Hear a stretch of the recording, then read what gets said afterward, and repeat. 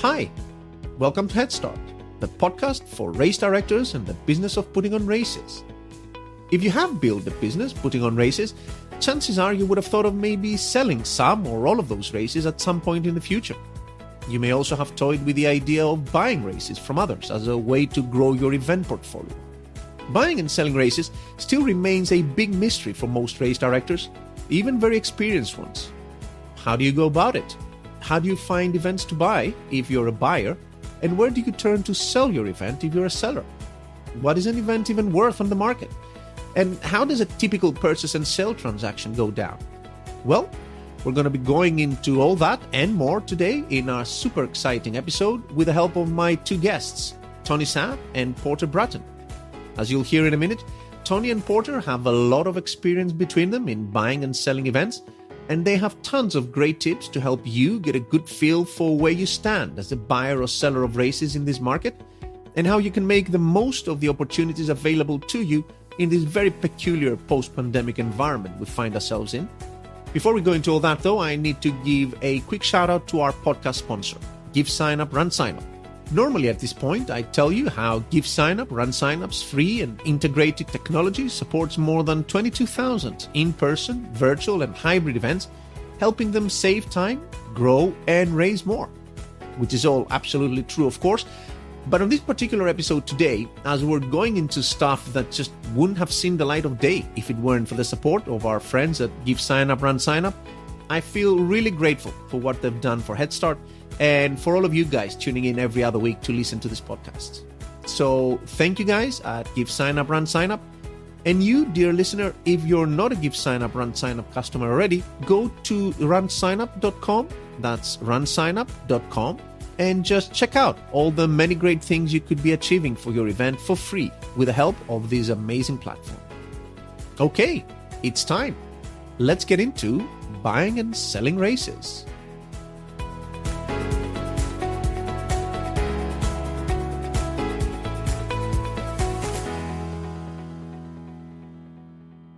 Tony, Porter, welcome to the podcast, guys. Thanks for having us. Hi. Well, thanks a lot for coming on both. We've had a few gremlins actually getting you here, so let's hope everything holds for the rest of the podcast. So we have a very exciting episode today with the both of you on buying and selling races. Awesomely interesting topic that lots of people wanted to know more about. But before we get into all that, let's go over some introductions, shall we? So take it in turn, please, and introduce yourselves, where you're based, your company, the races you put on, and basically what you're doing within the industry. Yeah, I guess I'll go first. My name is Porter Bratton, and I live in Anacortes, beautiful Anacortes, Washington. My races are in and around the Seattle area, greater Seattle area in Washington State.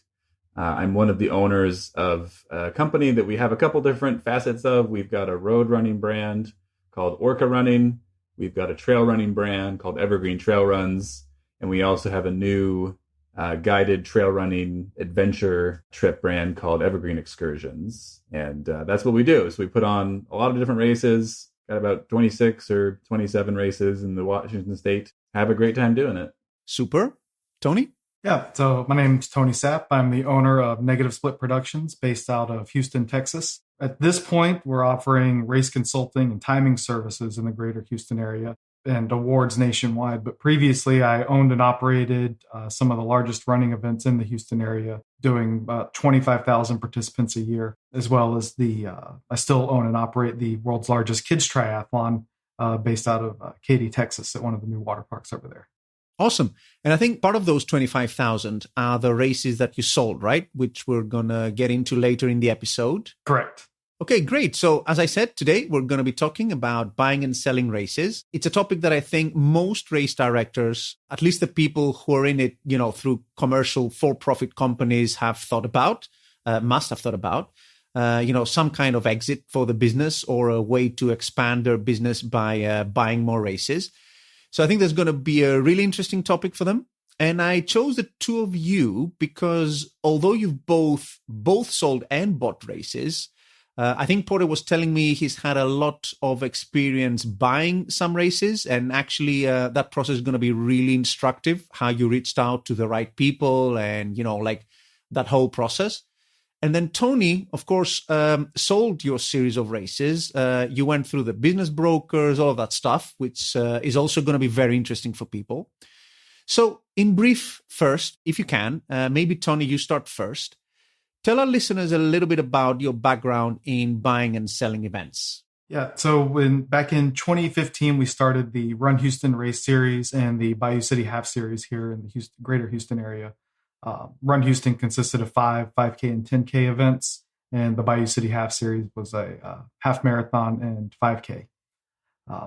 Around 2018 or so, my business partner and I decided we wanted to make some changes and made the decision to place those races for sale so we could focus on some other events still within the same industry. So as we went through the process, we'll talk a little bit more about that, I guess, later. Basically, I learned a lot about what it was, what we actually owned, and what we were putting out there. It wasn't actually the business itself; it was more the assets of the business. So, I've been putting on races since about 2010, and in about 2014, 2015, similar time frame to Tony, wanted to start expanding our races beyond what we had. And we did start several races, but we also bought several races. And so for me, mostly been buying races. And that has been primarily a way to grow the business, and wanted to fill in holes geographically, races that were in a spot where we wanted to have a race, or in the calendar where we wanted to kind of have races, not year round, but wanted to cover a decent amount of the calendar year. And it's been a great process, and we've kind of have slowed down and haven't bought a race in a little while because we're kind of full at this point, and which is a good place to be. So, Porter, you said that you decided at some point that it made sense to expand the business, and you thought that maybe purchasing an event would be a good way of doing that. So at that point, how do you start looking for a race to buy? Like, what's the first step you would take? Yeah, I mean, each buying experience has been quite different. Some of the times it's been a race that I bought from somebody that I know very well and I'm friends with and have a very close relationship with, which is in many ways easier, but it can also be a little more fraught when you're mixing business and relationships or friendships. Other times it's been a relative stranger who I was aware of, in the same industry, in the same general area, but I didn't really have a relationship with. And so, each relationship or each purchase has been a lot different. And so it's required a different approach in each case. In the cases where I don't know if I should get into detail about each kind right now, but I think you have to evaluate each race that you're wanting to buy and come up with a strategy for how you want to proceed and how you want to start that transaction. And understanding that not every attempt will be successful, and sometimes people won't want to sell, or price may be too high, or something may happen. So you would even reach out to people like just cold? You'll just find a race that works and just email them or pick up the phone? Yeah, I've done that one time, I guess, where there was no relationship whatsoever, and I reached out, and it took a little while to kind of get a response and whatnot. But I'm fairly persistent. I have no shame about emailing people more than once. And so the squeaky wheel gets the grease, and you get a response, and that's how you kind of start the dialogue. But I don't necessarily recommend it. I think it's not easy. And it does, where you're approaching somebody as a motivated buyer, then they have the advantage essentially of being able to not quite dictate whatever price they feel like. But if they know that you're approaching them out of the blue, then unless they have a distressed race where it's doing very poorly and maybe they see you as a great opportunity, if they're doing well, they can put a higher price on their race, and you'll probably pay it because you want it.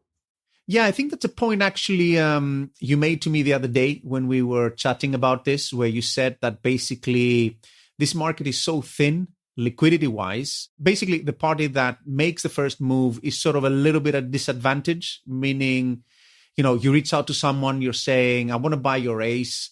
Obviously, that guy is not necessarily thinking of selling their race, so they kind of have the upper hand, and sort of like vice versa for you. Just to wrap that up, when you start looking out for opportunities, you say, okay, I have a hole in my calendar in October. That kind of general region or area would make sense for me to look into purchasing an event. So that's kind of like time of year and location that come into it when you're looking to buy a race. What are the factors that you're looking at? So sort of how are you sorting the opportunities available to you? What does a good purchase opportunity look like? Well, I think the race that is doing really well, where the numbers are going up every year or they're high and they're staying high, is going to be difficult because presumably that race is doing well, and why would they want to? So it may be that you need to look for perhaps some race owners who are older and are looking to perhaps retire or get out of it. Maybe they're feeling they've had a great run and they've been putting this race on for 10 years or 15 years or whatever, and are ready to hand it off to somebody younger and more experienced. That could be a good opportunity. In that case, a prior relationship would be very helpful, I think, because that person probably views that race as with some amount of affection and memories and nostalgia.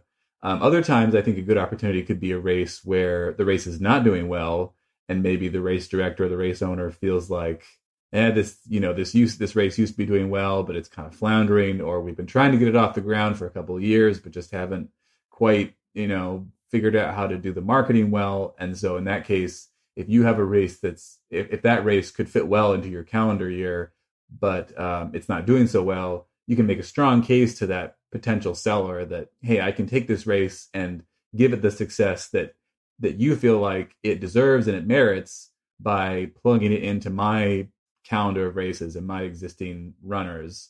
And they're already running it. Some of them are already running it, but now many more of them would run it, and it would flourish under my ownership. And that's kind of the approach you could take. Right. And I'm guessing maybe Tony wants to confirm that being on the other side of the transaction, because you tried selling a large bunch of races, Tony, is slightly trickier, right? I guess because, like in Porter's case, he wants to buy a race. He knows who the potential sellers could be, right? The race directors. So he would go out and find someone. I guess if you're trying to sell a race, does that still work? Sort of doing the reverse of that. So like trying to find local race directors and knocking on their door and saying, are you interested in buying my races? Yeah. So we talked about that a little bit. The issue was the relationship between some of the other race directors in the area. And we didn't feel comfortable going and advertising that, hey, we're looking at getting out of the space in the Houston area. And just the sheer size of our events. I mean, like I mentioned, we were pulling almost 20,000 people a year for the events that we were looking to offload. When we made the decision to sell, it wasn't a requirement that we sell. The races were still doing good. They were pulling in numbers. The margins were hanging right around where they should be for an event. And they were bringing cash flow, positive cash flow to the business. We didn't have to sell when we did. So it wasn't something where we were going out and advertising that we were, hey, big for sale sign or, putting up a billboard in the city or anything. I think that's kind of what drove the decision drove how we ended up listing was through a broker versus us trying to sell it ourselves. It kind of separated us from the, this was, as Porter mentioned, this is our baby. We grew it from the ground up, and, we built it to what it is. So it's worth, millions upon millions of dollars, because of that, of all the hard work we put in to do that. It's just not the case whenever trying to look at what the actual worth of an event is and how you calculate the kind of return you're getting, this being on the buying and selling side. My buying experience is more in the buying percentage ownership into events versus full events. So not quite as extensive as Porter. I just wanted to try and separate that emotional attachment that we had from the process and, how we were coming up with the numbers and everything. Right. And you reached out to a broker, which is really interesting, actually, I think, at least in terms of this being a resource light approach to going about selling a race. I guess the broker would take care of most things for you, right? So tell us a little bit about that. So how did you pick the right broker? How did you vet them? How did you get to find someone you trust? So we reached out to 3 different brokers that had a pretty diversified portfolio of selling different kinds of businesses. There's brokers out there that specialize in construction and things of that nature. So we wanted to, because we knew that there's not a lot of races going up for sale. So we wanted somebody that had kind of a diverse portfolio of different businesses they were selling. So that was kind of our first criteria. Once we got beyond that, we needed communication. I wanted to make sure they got back to me. So if I reached out to somebody and they didn't email me back for a week, that was an immediate red flag, because this is going to be a process, and we knew it was going to be. And then, of course, the fees. At the end of the day, it all comes down to how much money you're putting in your pocket when you're trying to sell an event. So it was kind of a balancing act, and where we ended up settling on, it wasn't the cheapest, but it was the one we felt most comfortable with at the time. And they were great. Basically, the process was they provided a worksheet. It was about 10 pages long with questions. Some were really simple questions. Some were a little more complicated, where we had to do a little more digging. And that was the first step. And they built our basically a public-facing prospectus out of that worksheet. And it was just a listing on their website that they had, and they had their own other marketing to people, the potential buyers. And then after that, it was just paperwork, lots of different requests, books, financial reports, any outstanding bills, balances, things like that, and just keeping that information up to date. We were on the market for a good 9 months before we got the person that ultimately ended up buying the races. So it was definitely a process, and keeping things updated too. So the latest information was available whenever somebody did approach them. Right. And that person, in the end, if I'm not mistaken, they didn't have a background as a race director, right? No, they did not. They were a runner. They were runners, and they just were interested in trying something new. I guess similar to the situation I was in whenever I jumped into the business from an office job. Just wanted to get out of the office and start doing something a little different. So I think they were in the similar position I was in when I first started, only they had the resources to be able to do something like buying into a business versus trying to do the painstaking effort of trying to build something, from mostly the ground up. So did you find that working with someone through the broker, of course, who possibly, tried helping and pulled their weight in some respects, but did you find that working with someone on the other end who doesn't have the race directing background made things a little bit harder, maybe in some ways? Like just getting them to understand the business and, lots of stuff that might have been new to them as they were working through the transaction? Actually, it made the selling process easier at the end of the day, because now I wasn't talking to another race director when we were selling. We were talking to another runner, somebody that had never been in the race production business. So the questions that the broker asked were questions that somebody not in the business would ask. So it got us, it was able to get the wheels turning and get us thinking about what kind of questions is a potential buyer going to ask. Whenever they ask, how many volunteers do you have at your race? And you have to answer, well, sometimes 0, and then you have to kind of explain yourself on why that is, and how, when you talk to, other race directors, are like, oh yeah, we have 10,000 volunteers, or, thousands of volunteers at our race. They're coming out of the gates trying to just volunteer at our race, and just kind of explaining the cost associated with putting on a race: equipment buying, equipment upkeep, labor cost, storage, where do you keep 1,500 26-inch reflective cones, and how do you store them? How do you get them out to the race site? Kind of the stuff that we as race directors, we kind of take for granted because that's what we do. How do you do all that? So you kind of have to, it kind of gets you diving a little deeper than what's kind of on top of your head. Right. And I guess with a seasoned race director, like, if you try to sell to Porter or something, he would, I guess, race directors on the other end might be a little bit more aggressive with price and stuff. Someone who's coming into this with a completely clean slate, they may be willing to up their goodwill a little bit and maybe pay a little bit more. Is that right? At the end of the day, it's a business. There's money in and money out, so at the end, it's got to be profitable and it's got to make sense, on both ends. As I said, we weren't really in the place where we needed to sell immediately, where we didn't have to sell at all. Had we not had the father and son that ended up buying the events come around, we may not have sold them. We'd still own them today, and it'd still be, rocking and rolling. It'd be a little different now, obviously, post-COVID, but we'd still be doing what we do and what we love doing. And I don't think it's one of those things where somebody coming in has a grander idea of what it is, because when you start digging into the books, all businesses are the same. It's, it's the cost of goods sold and the cost of operating a business times, with the revenue that comes in, can you make it all balance out?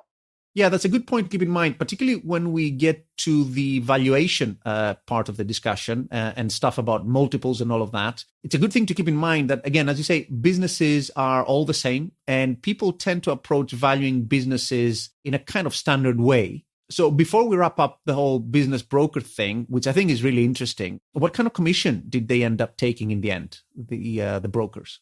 Honestly, I don't have the agreement here in front of me, but I think it was somewhere between 7 and 10% of the purchase price.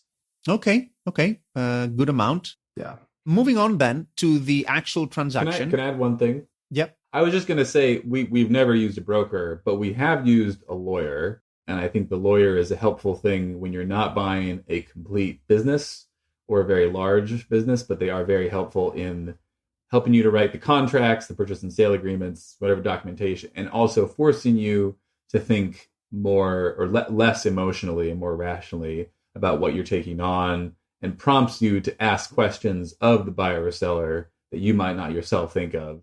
To basically think in terms of the worst case scenario, not expecting the worst case scenario, but being prepared for it. And I think that's been very useful.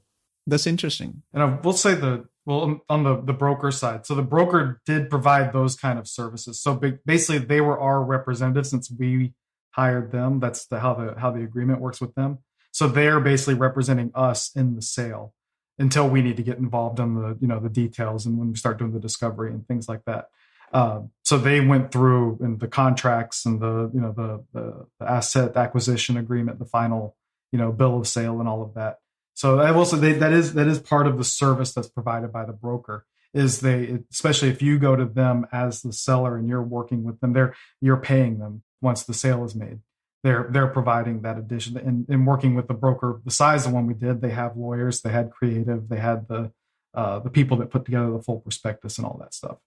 And to your point, Porter, about employing a lawyer, I guess they worked for like just a fixed fee, right? Like not a performance or a commission-based fee. Yes, you just decide how much you want them to do, and they just bill you, for the hourly rate. Okay. And they have not served for me as a go-between. They've simply helped to advise me and help answer questions and come up with questions and review things. And what kind of lawyer would you turn to for this kind of transaction? A running lawyer. I feel like a contract lawyer would be good. And I think honestly, one who is familiar with, at least in passing, with a running event and how it works would also be helpful. And that's how I found mine. Is he was a fellow runner friend who's also a lawyer. Okay. Yeah. That always helps. Runners, they'll do anything for free. Yeah, it's an interesting point, and it's quite helpful because I wanted to transition a little bit into the transaction side of things. You were mentioning that lawyer helped out with mapping out what would go into the transaction and the documents and like carving out things, because I guess you're not actually buying a company. Like neither of you actually bought or sold companies during those transactions, right? Well, I've done both. I've bought races as not a company, just an asset or a set of assets. And I've also sold companies, or rather portions of companies, as well. But it's a very important distinction for when you're evaluating things and writing the contract of what you're doing. Because in the case when you're not actually buying a company, say when you specifically reached out and bought those events, what exactly are you buying? So what goes into the transaction? Not a whole lot when it boils down to it, to be honest, which is always a point of surprise for people when I talk to them about this. But in my experience, it's been a database of runners and volunteers. It's been a URL, a website, social media assets. It should include documentation of past races, permits, layouts, contact information. It should include introductions to sponsors and permitting agencies, if you're not familiar with them already, pictures from past races, perhaps a marketing account on Facebook or Google Ads. And that's kind of it. It's not a ton when it boils down to it. There's not a lot of, you might be buying equipment as well, perhaps from signage, but there's not a lot of brick and mortar assets there. And I guess you're also including in that all the intellectual property, like trademarks, logos, whatever, all of that stuff, right? Yes. Yeah. If there's any trademarks or anything like that, then that would be transferred, which is not, I've done that before with the copyright or the Patent and Trademark Office. It's not as hard as it sounds like it is. but it's not super easy to do. Was that also the case for you, Tony, when you sold your series? Basically, is that like the bunch of stuff you would transition over to the buyer typically? Yeah, it was an asset sale. It was not a company sale. So we were selling the race assets because we were keeping a couple of the race assets that we had developed. So these were just the specific races themselves. The purchase agreement was 90% of it was just pages and pages of assets, whether they were digital, whether it was IP, whether it was URLs, equipment, physical equipment, because we had lots and lots of physical equipment.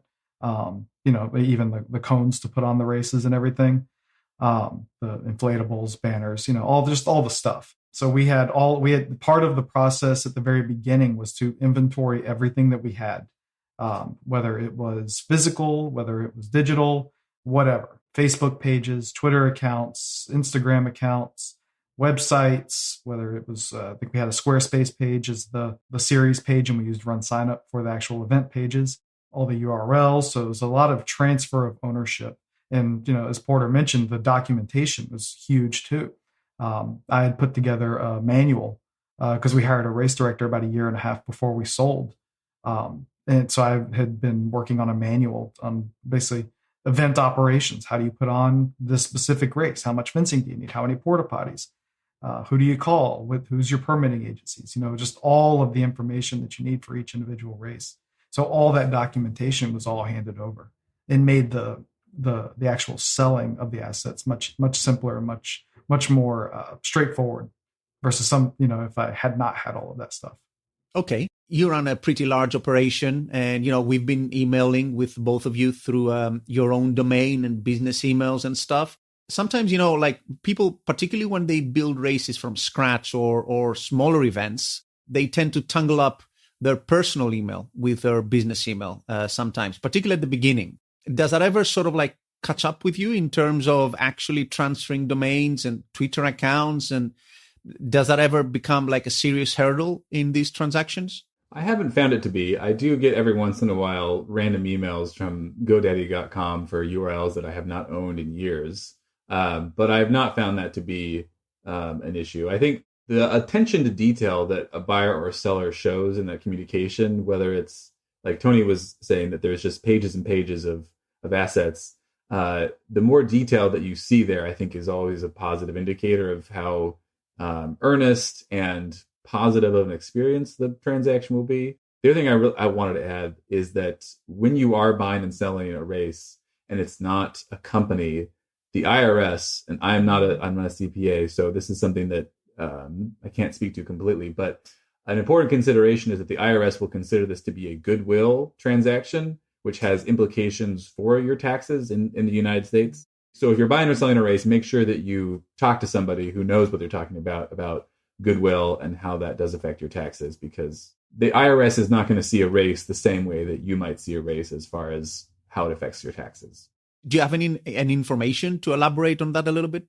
Yeah. So basically, as I understand it, if you're a buyer of a race and you're paying somebody, say, $100,000 for this race, you will need to specify in the purchase and sale agreement how much of that corresponds to physical assets.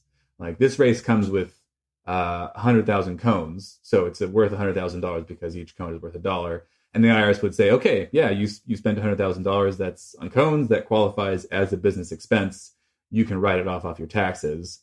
But if it includes 10 cones and a whole bunch of social media accounts and participant lists and things that are much more intangible and don't really have a corresponding easy to ascertain dollar value, they're going to look at that and say, oh, you spent, $1,000 on cones, but you're spending $99,000 on goodwill, essentially. And they will not, as I understand it, allow you to treat that, or you can try, but they will not like you treating that $100,000 as a business expense. They will let you write off $1,000, but the $99,000 you spent, you cannot write off, which is a real, obviously, disappointing for the buyer. Right. Yeah, it's asset purchase allocation is what that's called. There's different classes of assets whenever a business is formed. And we have in our purchase agreement, we actually have a table listing out the allocation. So like class 1 is cash and cash equivalents that you have on hand. Class 2 is any traded investments, accounts receivable. Class 3, consumables is class 4. So we had some of those because that was, Gatorade and cups and things like that. Tangible fixed, so that would be the equipment and things the equipment. Non-competition agreements, you do apply a value to non-competes that you implement whenever you're buying and selling. And then any intangible assets, that'd be all your URLs, your social media. And then class 7, the final one, is goodwill. And that's basically what usually, at least what happened in our case, was we worked with the buyer and divided out the purchase price and said, how much are the consumables worth? Well, it's this much. And we kind of broke it out that way. And then everything else, it just kind of lists it that everything else is goodwill, after that. So is there any conflict between a buyer and a seller there? I mean, I can see why the seller or maybe the buyer, one of the two parties may have an interest in maybe shifting value between intangibles and goodwills and other stuff. Is there a conflict there between the two parties where they might be pulling in different directions? Or is it just the one party that cares about it and then the other side, they're just paying the price? That doesn't make a difference to them. Yeah, on the buyer side, it's not as it makes more of a difference than on the seller side. As Porter mentioned, on the tax side, what's able to be written off versus what's not. On the seller's side, it's all selling of an asset, whether it's goodwill or not. So it's taxed differently on the seller side. So you mentioned earlier, Tony, and Porter mentioned as well, that you have this purchase and sale agreement, right? So it's a pretty key document in the whole transaction.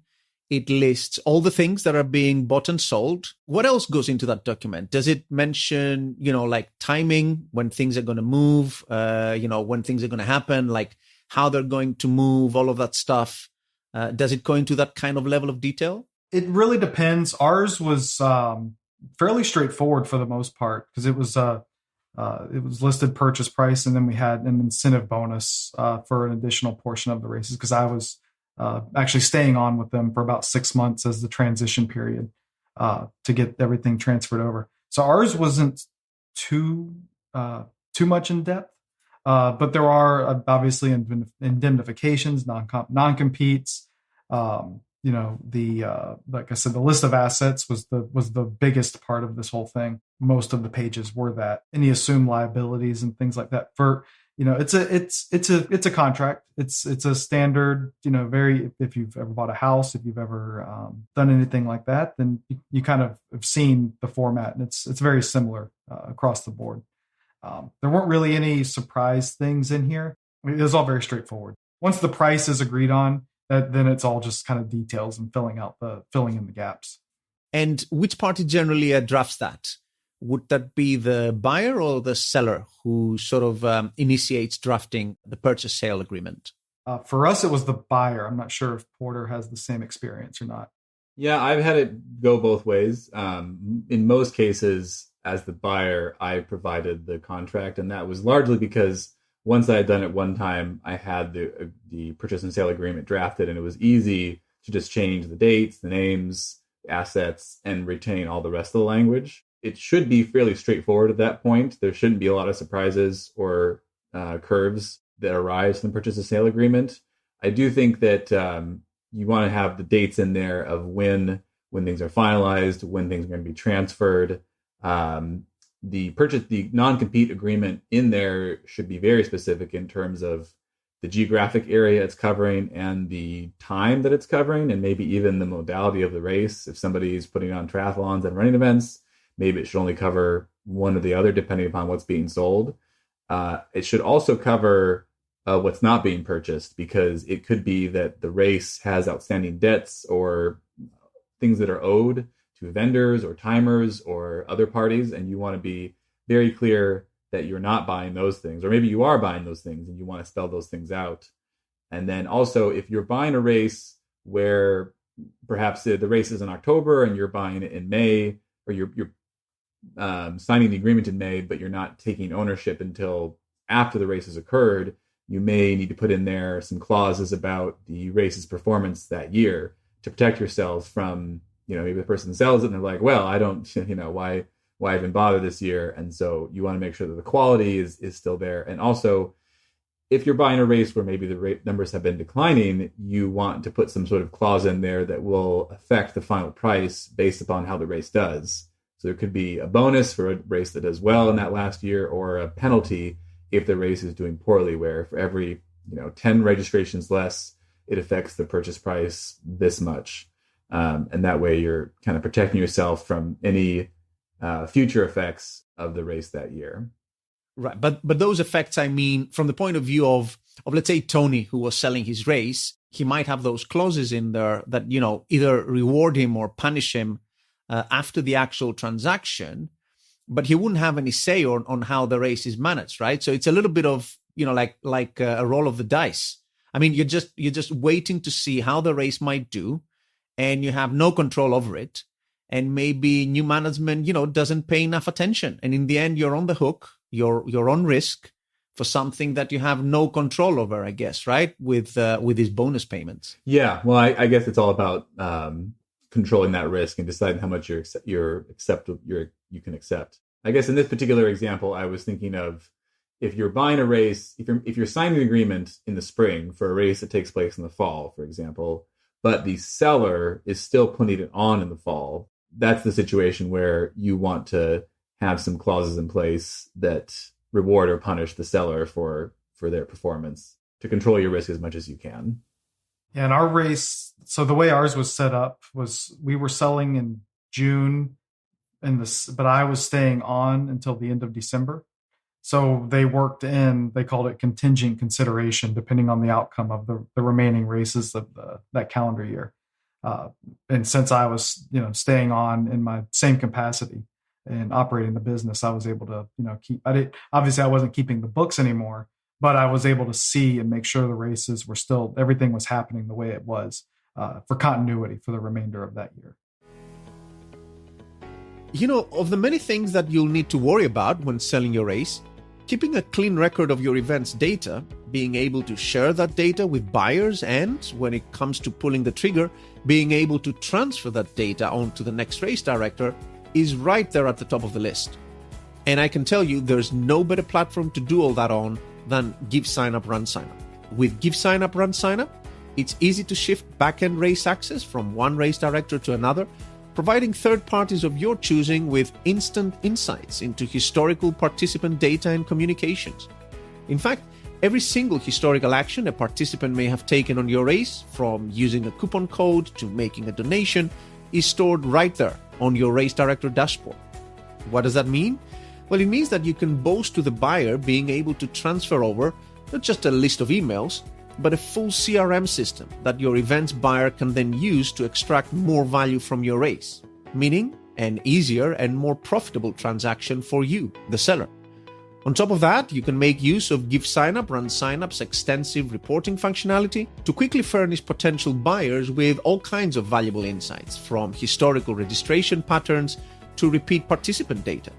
Both super important metrics that can demonstrate the quality of your annual registration revenue. And of course, these are all tools you can benefit from many years before you decide to sell your events. Keeping your data in good order is just something you'd want to do. And when the time comes to transition your events, it will make your life a whole lot easier. So, to learn more about GiveSignup, Run Signup's amazing technology platform, head over to runsignup.com. That's runsignup.com. And while you're there, because there's so many great features to go over, my advice would be to just hit the schedule a demo button and let one of the team walk you through how everything comes together. You will not regret it. In the meantime, we still have plenty of this very interesting episode ahead of us, including valuing your event and negotiating the sale. So let's get back to buying and selling races with Tony Sapp and Porter Bratton. Speaking of staff and people staying on, is that something that's quite common in these transactions, that, maybe the buyer would mandate that, the race director or part of the previous management team would have to stay on with the event? I think that depends a lot on the race. I think regardless, though, of what race you're buying or selling, there should be some continuity. You never want a situation where the seller sells it and then drops off the face of the earth, where they're just gone. Because you're going to have questions, no matter how experienced a race director you are, how well you know the race, there will be questions. In my experience, there are some races where there is a personality attached to the race. And I found that to be more true in the trail running world, where it is a lot more community driven and driven by the, charisma or personality of the race director, where people are attracted to that and want to be a part of it. And so in a situation like that, that would be essential that there be some very public continuity where the runners understand that, yes, the race is being sold and there's new management, but it's being done not under duress in the first place, but also that there is goodwill and, mutual benefit or positive feelings about everything, so that you don't have that fall off of runners who see the new management and view that as a negative or a threat to that world, that community, and then they stay on. I think that in other cases, maybe the road running world, where it's a little bit more impersonal, that's not quite as important. But that may still be a big consideration. And I think it's important to draw a distinction between, frequently with the race, there's kind of a key personality and then there are supporting staff. And you need to figure out which is more important. In my experience, I found that the supporting staff, we have a full set of staff, and so we've never needed to have a staff stay on afterwards. But generally, there is some more well-known public personality that even if they're not still working, there needs to be some public communications from that person to make the runners and the participants feel warmly towards you as the new management. Yeah, you're basically saying if Lazarus Lake decided to sell Barkley Marathons or something, there's going to be a significant discount, I guess. Yeah, extreme example, yes. Okay. Maybe you change your name to Lazarus Lake if you do that. Yeah, maybe grow a beard and start chain smoking. Yes. No, but I can definitely see that actually. And sometimes, it's sort of like cutting both ways, this thing, because having that personality, I guess, as part of a race, and I know exactly the type of race you're thinking of, that trail running is a good example, I think, where people have a connection with a race director. And that's a great bonus when you're actually the person developing the race and you're growing the race and people know you and they associate you with the race. But then, part of the equity and the value in that event ends up then being attached to you personally, which I guess is not a great place to be when you're trying to sell a race, right? Because when the time comes, just get out of the event fully, which can get a little bit tricky in these cases. Part of what we did is we actually went in, and this business is different for everybody. For me, it's a business, and it's something I love doing and I enjoy it. But at the end of the day, it's a business. So when we developed the series of events, and we actually brought in a race director, and we paid the race director to produce the events, to separate the ownership from the face of the race director himself. And part of the agreement, that was the buyers that were more intent on this than we were, is they wanted to make sure the race director stayed on. So basically his agreement that we had would just transfer over to them at that point. And they're large enough that it's not really a face of the race, but it's more that continuity of the staff, the people that help, all the volunteers, having that same person they're talking to and seeing, really helped out in this particular situation. So maybe that's something for, anybody that's thinking of selling, is just to kind of think and to kind of prepare to sell prior to, just going out and saying, hey, I'm for sale. Yeah. Right. And for you, you're saying it was a conscious decision, Tony, to actually bring in that race director sort of as a transition plan to eventually selling the race. Is that the case? It was either that, or because we weren't intent on necessarily selling, it was to separate ourselves from the events so he could manage, operate, produce the races, and we can go do our own side things. Cool. So now let's move on to probably one of the most interesting and contentious areas of all this, the real black box, as it were, in buying and selling, which is how do you calculate the value for an event? You're ready to sell. I guess that's probably a little bit more, emotional for people, selling rather than buying. So you want to sell your event, or you're thinking of just, having a valuation at the back of your head of what it might be worth. How should you go about it? How should you think about it? What is the value for your event? Got to be 10 times revenue or it's nothing. No, so that was part. Well, the race could go on to be the biggest race in the Washington state. So obviously it's worth $1 million. It's just waiting to happen. All it needs is the right person to be able to put in full time. So much potential. No, so for us, I had my thoughts on what I thought the business was worth and what the races themselves are worth, because I kept the books. I did all the books myself for all the events. But that was where another area where the broker really came in. They were able to take a really outside looking in. This is a business, look at it and say, well, here's your books. Here's what your books say. And here's what we're able to find out about your business, about how the value or how your industry and how the valuations are normally done. And Porter probably knows more about it on the seller side or on the buyer side. But for me as a seller, what I was hoping for was either 1 times revenue or 3 times profit on the individual events. So those were the 2 I was looking at. And it came back that the broker came back with the exact same valuation. So it worked out, really. It's really just taking a realistic look at your books and saying, what would somebody actually be willing to pay for this? So we approached, just like Porter had mentioned earlier, we went to several race directors around the Houston area about potentially purchasing some of their events. And they would come back with these ridiculous evaluations just because they didn't want to sell at that point. And that's fine. I'm fine with that. But it's, so I don't know if that was more in jest to just kind of brush us off, or if that was them truly thinking their event was worth that amount of money. This is where it really comes down to. This is a business. This is positive cash flow, and having a leg to stand on and being able to say you've supported families with your events makes a big difference in the valuation, rather than just saying, well, I'm pretty sure it's worth this. Yeah, I started out when I first wanted to buy a race or sell a race, actually, talking to a friend who was a runner, but was not a race director, but worked in the finance world. And he suggested to me that a rule of thumb of 3 times net profit is a good starting point. And that's what I've used in all of my transactions is roughly 3. And that's gone up or down considerably based upon a lot of factors, whether you're the buyer or the seller and how motivated people are.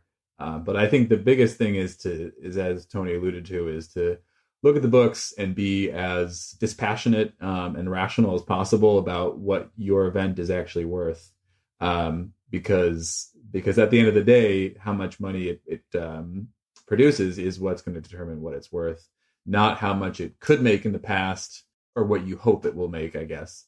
I think the more years of data that you have access to is very helpful, where if you have an anomalous year, perhaps, where there was road construction going on, and so your costs were considerably higher and that affected your net profit, if that's more of a blip as opposed to a trend, that's going to be a lot easier to demonstrate if you have 6 years of data versus 2.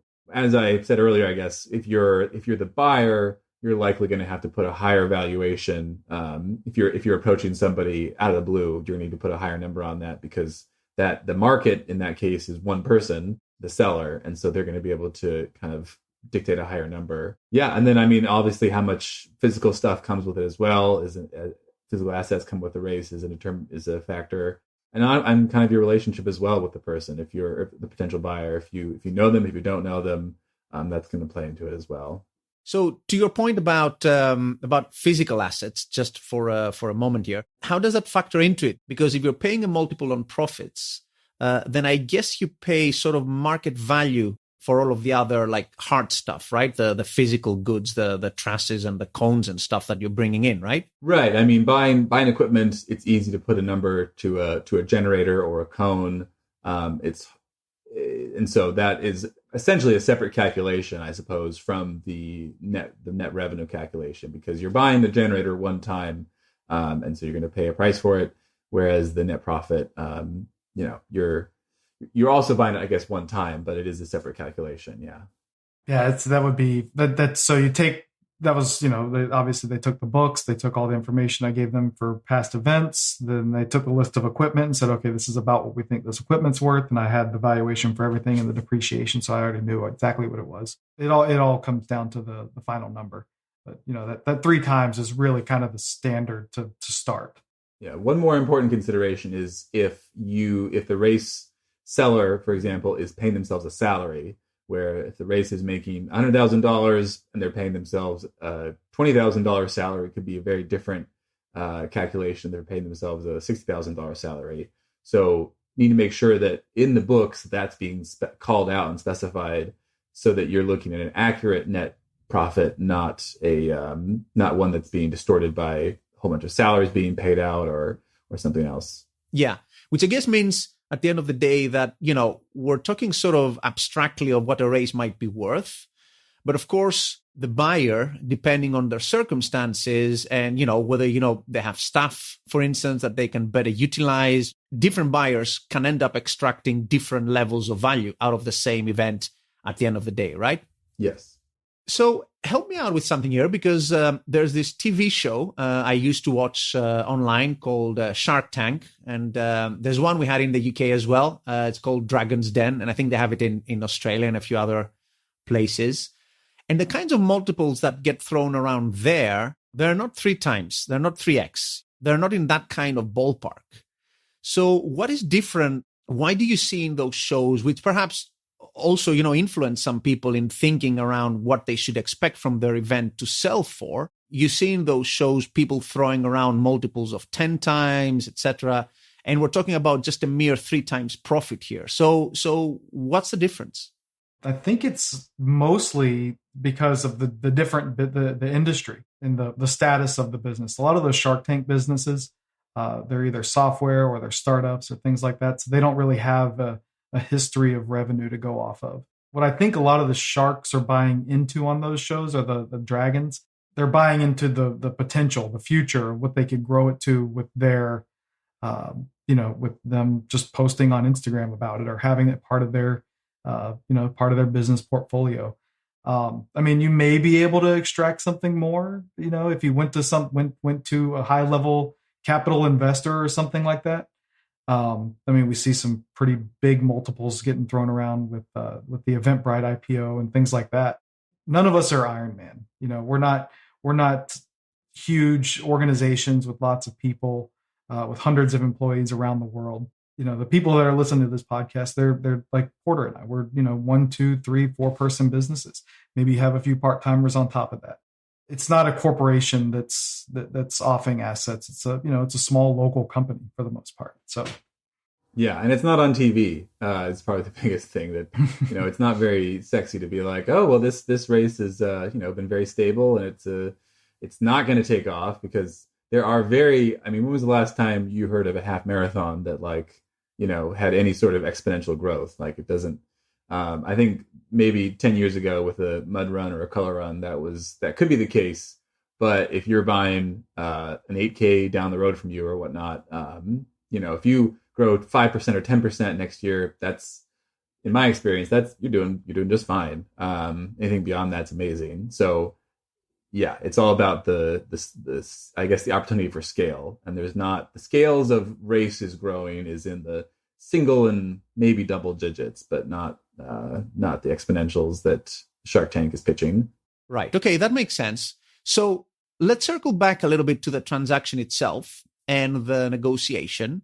So we sort of discussed the purchase and sale agreement. You mentioned there, besides the assets that are that are part of the transaction, other things that may want to touch on and elaborate a little bit on, things like indemnities, things like non-competes. I think Porter sort of wrapped that up quite well with all the specifics that need to go into the non-compete.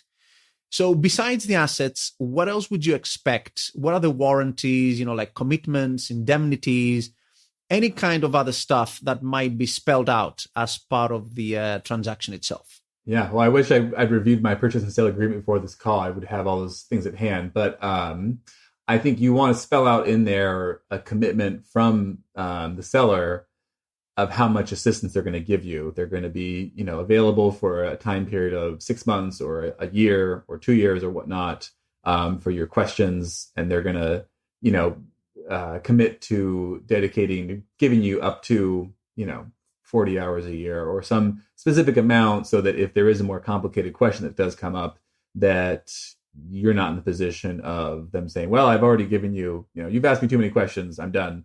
I'm moving to my lakefront house and, whatever that I've used with all the money you gave me. So I don't want to talk to you anymore. As far as indemnities, I think that is probably a fairly more boilerplate issue, where you just want to spell it out very clearly that essentially, much like a race waiver, that you're being held harmless for any laundry list of things that could happen, that probably won't happen, that could happen, so that you hopefully will not be sued in case anything goes awry with the race or the purchase. Yeah, the indemnity is basically boilerplate across the board. I think it's just a small section in I'm looking at our asset agreement or asset purchase agreement right now that basically spells out the buyer or seller, the list of things that we can't be held accountable for, past bills, things like that. Just laying it all out there and saying that, if there's an invoice that comes in, 3 months from a vendor that just forgot about it, for a race that happened a year ago, that the buyer is not responsible for it. The seller is responsible for making that payment. So just the stuff like that. And, having those timeframes laid out, I think, for a transition period is really important. We had a 90-day transition period built in on top of the interim service agreement, where I was going to maintain the same basically operational control over the races for the 6-month period following the sale. So after that 6-month period, then the 90-day transition period started, where, it was basically I'm available anytime and all the time for the buyer with any questions they had about the operations of the business, or any questions they had about what the race director was doing and things like that. I think also from a customer service perspective, you want to make sure there's no gaps, where if you have people who deferred from the previous race, you want to make sure that you get them all imported the race. You want to make sure there's you just don't leave any of the runners behind, where they're kind of getting lost in the gap in between the purchase and the sale. I've had that happen where, the seller forgot to send me the list of deferrals, and then you get emails from these people. It's like, hey, I'm supposed to do this race, but I'm not signed up. What's the deal? And then you got to give them, a free race entry or whatever, because you want to keep them happy, but you really wish the seller had told you about all those people. Yeah. And I guess that's a good example, particularly now with the pandemic, right? I mean, deferrals were never a particularly significant portion of participants. But, with races rolling year over year, and with all the cancellations and deferrals, in principle, deferrals might also be a bit of a liability for someone buying a race right now, because you have someone paid 2 years ago to enter the race, that revenue is gone, and now you're buying a race with 50% free places in it or something, right? Yeah, we bought a race and that ended up getting canceled in 2020. And so we had to deal with that where there was a significant number of deferrals that was going to represent a significant chunk of our potential revenue for the race that will be happening this year. And that's the case where it wasn't spelled out in the purchase and sale agreement. And so it really depends upon the relationship you have with the seller. If you have a good relationship, hopefully you can work something out where I wouldn't expect them to pay me full price, but maybe, for every, pay me 40% or 50% of what that revenue was, so that I'm not just eating those, 100 registrations or whatever it is of deferrals. So in terms of other things your relationships with sponsors, other contracts, sponsorship contracts, which may straddle multiple years, are those also written quite explicitly into the transaction? What happens with those? Yeah, there was a lot of back and forth about making sure they had the correct contacts for each of the individual events, whether it was permitting or traffic control, or who was responsible for laying the cones out on the road, because in some cases it's the city, some cases it's not. Definitely having a list of contacts. And I think we're going to touch on this in a little bit, but more of the preparing to sell side of things, having lists of contacts, having all the emails and phone numbers, not just the individual people, but the department they're in as well. We had a situation where one of the people that we had worked with for 4 years just suddenly left in between the time we sold and the time the race was going to happen again, and they didn't know who to contact. Well, I had to, go and find. I had to go at that point and find who the new contact was in that office because they didn't know who to contact for the permit. So having all of that information and having the vendor, not just sponsors and permitting, but vendors as well. Where do you get porta potties? If I want to get porta potties at the same price you did, can I order from the same person?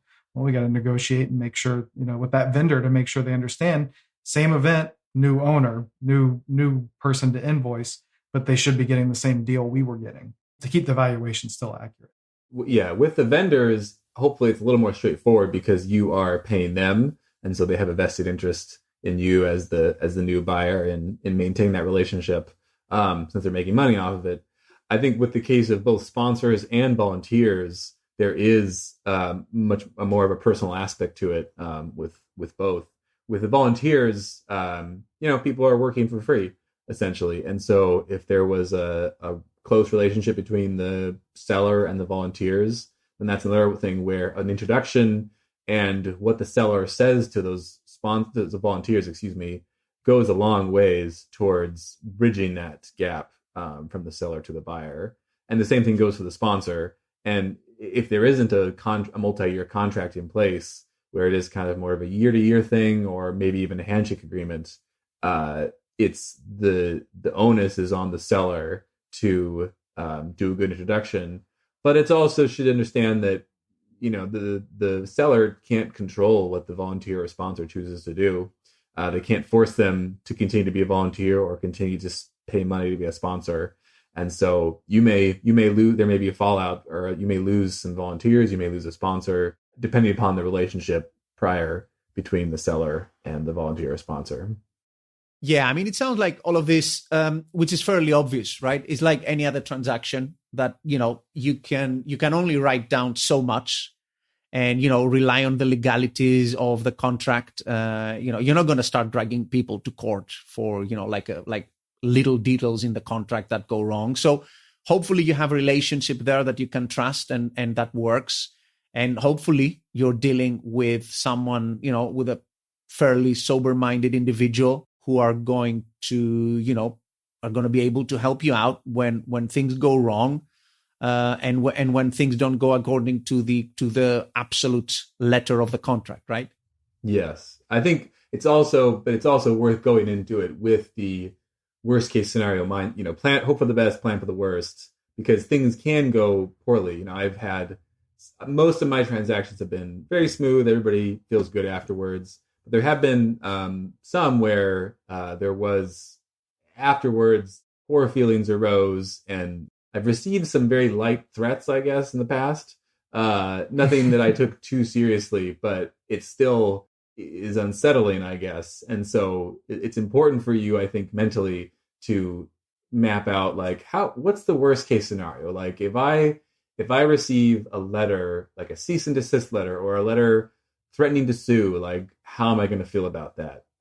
Not expecting it to happen, but again, just like preparing for it and making sure that if it does happen, it's not going to ruin your life.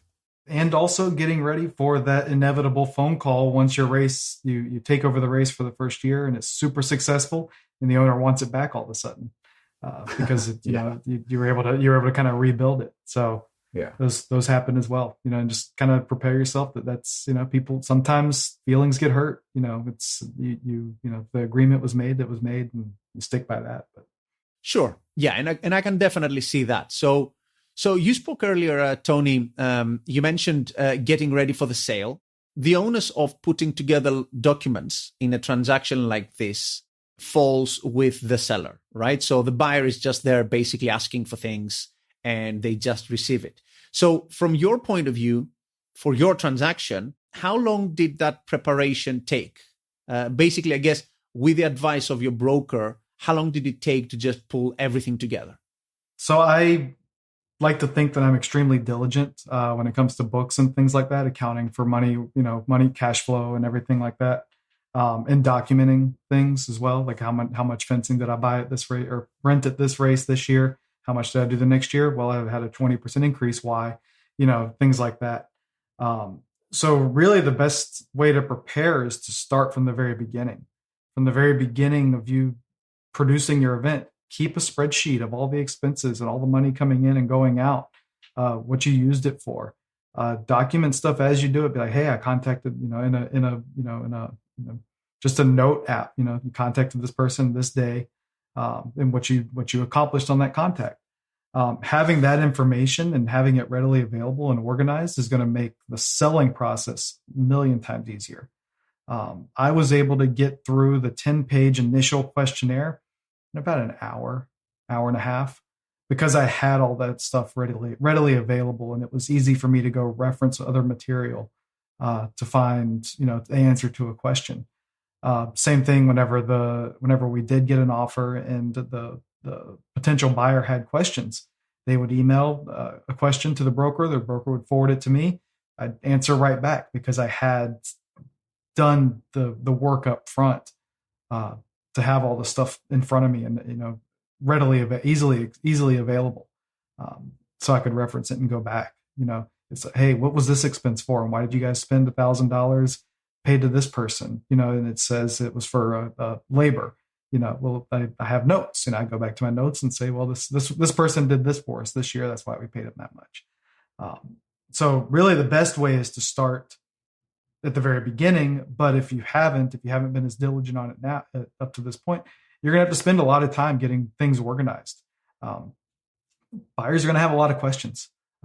Porter maybe less than somebody that's not in the business, but there's going to be a lot of questions that come up because people run events differently. People call things different. And it's not all as straightforward as, or there's not a piece of accounting software built for race directors, maybe an idea for later, but there's not a piece of accounting software built for race directors. So you have to, you kind of have to work with the tools that you have, but keep it all organized and keep it all consistent across the board. And then when it comes to the actual price negotiation itself, in both your cases, did that take long to basically settle on a price that was agreeable to both parties? Surprisingly, no, I guess, in my case. And maybe that was a sign of just that everybody was sober-minded individuals and understood, what's what. But no, there was not a lot of negotiation or dickering about the price, which made things pleasant.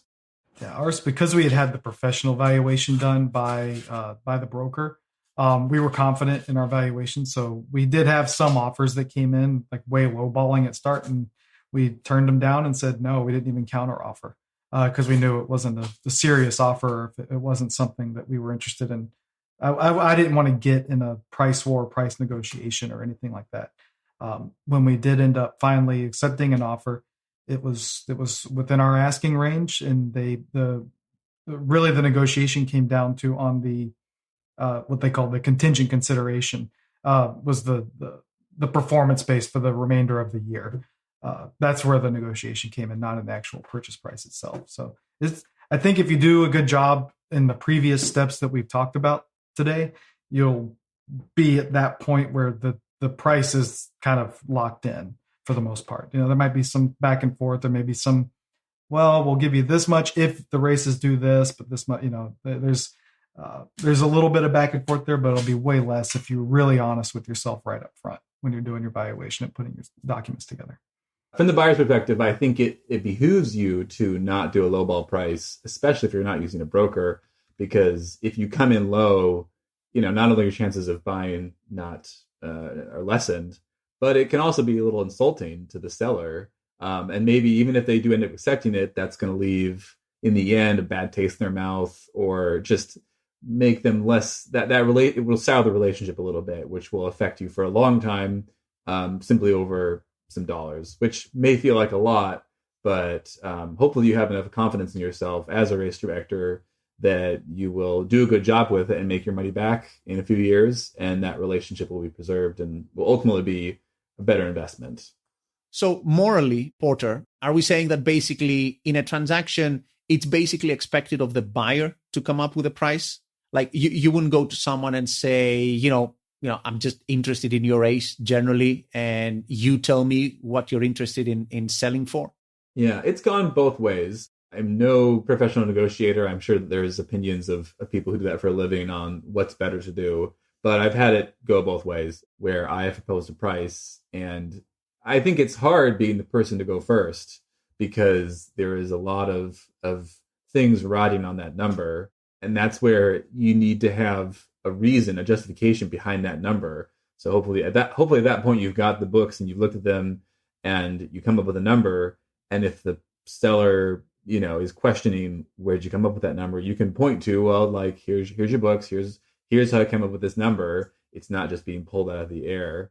But in other cases, the sellers come up with a number, and that frequently, run into that thing of the seller having an emotional attachment and valuing it a little bit higher. So I think even though it is a little bit harder or maybe a little more awkward, as a buyer, it's probably good to make that number, to come up with a number as the buyer, not the seller, because I think it gives you the opportunity to sort of set the terms, set the range, and also allows you to sort of not pay a compliment to the seller, but show them that you value the race, that you're not trying to lowball them. You think it's a good race, it's worthwhile, and that's why you want to buy it. I'm actually a little curious, since you are more on the buying side and have a little more experience in that. Whenever we reached out to the few races that we did in the area, we didn't go in guns blazing with the price. Hey, we'll give you this much money for your race on the initial contact. It was more of a, hey, are you interested in? If you're interested in, selling to another local company, we're open to it if you want to discuss it. Versus hey, I'll give you, $100,000 for your event if you make the decision in the next 10 minutes, anything like that. Yeah. No, never come in with guns blazing with a number. It's always been kind of like, hey, can we have a conversation? Are you open to having a conversation about this? Like, we're interested, but want to talk to you first about it. That makes sense. I don't think anyone approaches that way. Once both parties agree on a price, I guess the purchase and sale agreement spells out the mechanics of what conditions need to be satisfied for the money to be transferred, right? And then it's like, is it like a click of the button and just you get a bank transfer and that's it? How does that all work? Yeah. The way we had it set up was we had a schedule based on the purchase price. And it really was just a wire transfer from one bank to another. And all of a sudden, your account balance goes up. Everybody's happy. You go out and celebrate. And then the next morning you wake up and you're like, wait, I have no races anymore. No, it's really quick, actually. Once all the stuff got done, at the closing date, it was sign, transfer, start, and then it was get right to work, getting domains transferred, getting all the emails transferred. I even recommended that the new owners keep my email address, but just make it an alias to his email address. So that way, anybody that was emailing me, it would just go to him. Anybody on that account, because I use that account specifically. And that's another thing. Getting ready is having your technology ready for separated out. You kind of hit on that earlier with using personal email, but having a separate email and everything really made that process a lot easier. But it was, once everything happened, all within a couple of hours, from signature to money to starting to get to work in the transition period. Yeah, my experience has been similar to Tony's. The only difference is that we have used cashier's checks instead of a wire transfer to get the money to the buyer, or excuse me, the seller. But yeah, I agree that you need to know like how to transfer a URL, how to set up an email forwarding. You need to be able to transfer a Facebook account and all those things, and making sure that you change, your passwords for your Instagram accounts. You need to make sure that you change those ahead of time so that you're not giving out your personal password and whatnot. There is a little bit of technology know-how that goes into it. Okay. So this has all been super, super interesting. I think there's tons of really, really helpful information here for both prospective buyers and sellers of races. Last question. I guess we're at a pretty funny time now with the pandemic, like lots of events, like there's been a lot of commotion in the market, and, events have been doing, some events are coming out of the pandemic better than others. Let's put it that way. Some events, unfortunately, have been struggling a bit. You guys run a lot of races yourself. You time events. You have sort of the pulse of the market. Is this a good time or a bad time to be looking to transact, in your opinion, either to sell or to buy a race? My opinion, I think right now would be the time. If I was in the market to get back into races, now would be the time to look at purchasing an event. Just because you might have race directors that have moved on. They've gotten a full-time job, outside of the race directing, or they've, their job has gotten busier, so maybe they're not able to put the time and effort into the race as they once were. Selling wise, I wouldn't sell right now just because there's so much unknown in the future. Unless you're selling to somebody that really understands the endurance industry and the market that we're in, I don't think they're going to understand, well, why did your profits drop off, 80% last year? And how are you going to make sure, how can you guarantee me that's going to come back? That's me. I've had a couple of events approach me about potentially buying me buying into their events. I guess on the buying side is the side I want to be on right now, not on the selling side. Yeah, I agree that this would be a good time to buy and not sell because of the uncertainty and because of presumably the kind of devaluation that races have gone through the past 18 months. And maybe some people are also tired of doing virtual races and mailing out things, and they're ready to be done with that.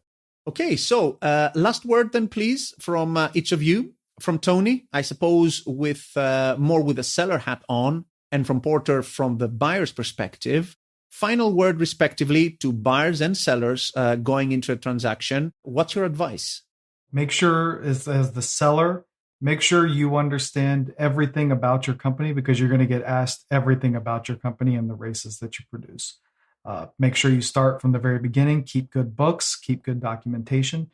And from there, it's another day in the office at that point. It's just answering a lot of questions. Attention to detail, I think, in the early stages is going to pay off a lot over the long term.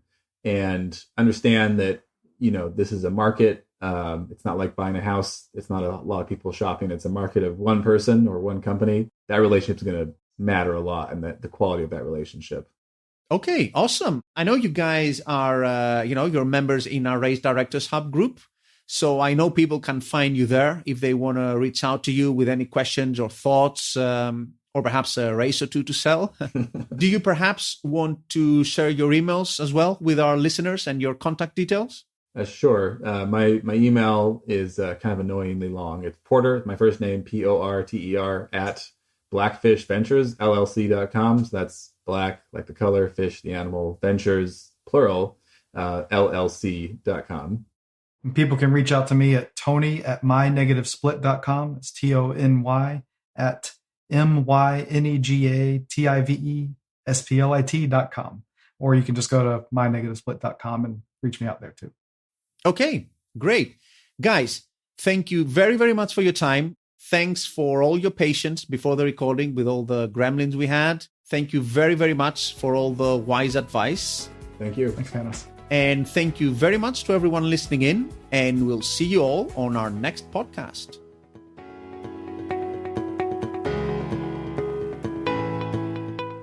I hope you enjoyed this episode on buying and selling races with my guests, Blackfish Ventures' Porter Bratton and Negative Split Productions' Tony Sapp. You can find more resources on anything and everything related to race directing on our website, racedirectorshq.com. You can also share your questions about buying or selling races or anything else in our Facebook group, Race Directors Hub. If you enjoyed this episode, please don't forget to subscribe or leave a review on your favorite player, and also check out the podcast back catalog for more great content like this. Until our next episode, take care and keep putting on amazing races.